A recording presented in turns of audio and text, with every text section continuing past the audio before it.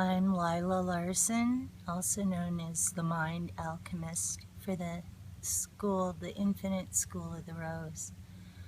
I'd like to start with some very basic psychology principles, and you might rightly ask, what has this got to do with the study of alchemy? Well, psychology has something to do with the study of everything and of everyday life. The more you know about it, the more helpful it can be in finding your way through difficult situations or even knowing when one's about to come. In the early days of the Golden Dawn, it just happened to coincide with the popularity of the ideas of Sigmund Freud at the turn of the last century. So in most of the old Golden Dawn material, they recommend that the candidate or member of the order, each and every one, go to a lengthy psychoanalysis. This was very fashionable at the time, and people would do this. Today, that is impractical and very, very expensive and takes many years. So psychotherapy was developed, kind of a shortcut. But back to what I wanted to get to with regard to Sigmund Freud. He had a Wednesday afternoon psychological group, and in it was a Dr. Carl Jung, who was a student and close friend of Sigmund Freud for a number of years. They had a falling out when Carl Jung decided that he wanted to put a different take on Freud's traditional theory.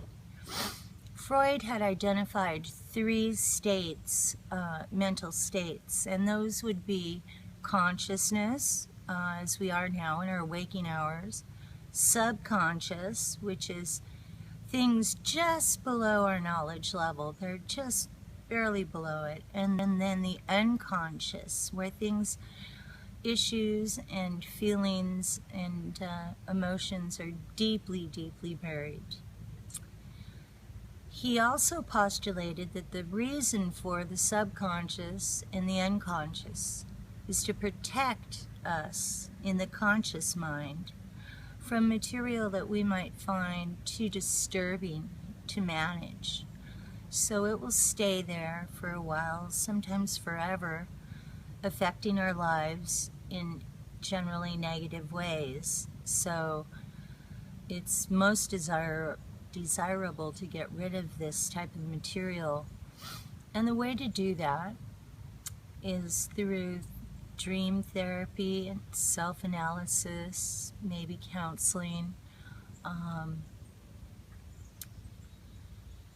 When one dreams, dreams speak the language of symbols. And Carl Jung added one more layer of consciousness to what the 3 Freud had set out. That's what he called the collective unconscious. And that means, collective means everybody in the entire world, all of the human race. We have one collective unconscious. It's very, very deep. And within that, there are certain symbols that resonate regardless of one's age, culture, gender, society, status. They resonate at a very deep level for all of us, regardless of who we are. The awareness of those symbols can be very, very helpful, and awareness of one's own issues is very critical for this type of work. Carl Jung used the dream materials and symbols, archetypes that he formulated in his psychoanalysis of patients. Dreams, again, are not to be taken literally, but symbolically. And what is meant, what an axe means to one person in a dream may mean something different to another person. So it requires collaboration and study to understand one's dreams. And if you don't know what your own issues and problems and hang-ups are, you will not be able to separate yourself from some of the things that you will be learning, and this can go very badly. Again, Freud theorized that these subconscious and unconscious levels are there to protect us, for if they all of a sudden burst open and all the notions, ideas, and feelings stored in them came into our brain, we would have what we call a psychotic break, go crazy. And I've heard that some people actually have done that with the Golden Dawn by jumping far ahead without proper guidance, and perhaps by ignoring some of their own shortcomings that cause their downfall and demise.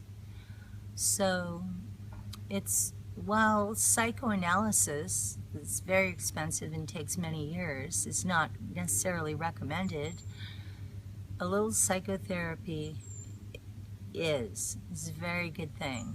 And everybody has issues. They're not all clinically significant to the point where we would say one is mentally ill, maybe neurotic perhaps, or a little OCD, but we need to know ourselves.